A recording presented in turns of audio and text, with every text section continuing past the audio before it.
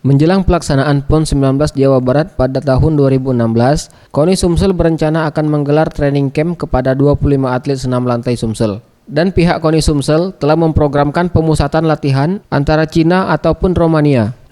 Menurut Ibatul Rozi, pelatih senam lantai Sumsel yang ditemui Rabu 16 Desember 2015 mengatakan, pada pra-PON kemarin, sebanyak 4 atlet senam lantai nomor beregu putra lolos PON. Sementara 5 atlet beregu putri juga telah lolos PON 19 dan pihaknya masih menunggu mengenai kepastian dari KONI Sumsel yang akan mengadakan pemusatan latihan antara Cina ataupun Romania. Kita sudah meloloskan anak-anak itu artistik putra itu ada 4 atlet, jadi dia lolos beregu. Putrinya itu lolos 5 atlet, beregu juga ditambah 1 nomor ritmik. Jadi untuk persiapan sekarang ini kan lagi masa transisi karena selesai kejuaraan. Kita tinggal menunggu TC yang dikelola oleh KONI Sumatera Selatan.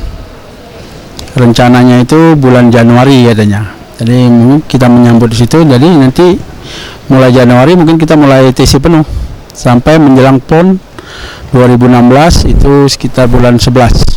Negara Cina ya Romania mungkin salah satunya dalam menyambut PON nanti. Sementara itu atlet senam lantai Rio Chandra mengutarakan untuk meraih hasil terbaik tim pelatih telah memberikan porsi latihan tambahan baik itu latihan fisik maupun teknik agar di PON 19 nanti senam lantai Sumsel dapat meraih medali. Iya, Rio, kita kan lolos di PON nanti masuk di PON. Ya, kita sebagai atlet persiapannya seperti apa? Persiapannya ya seperti biasa, latihan. Ini lagi dipersiapin fisik dulu, pertama. Fisik sekitar 2 bulan, baru nanti sisanya ke teknik.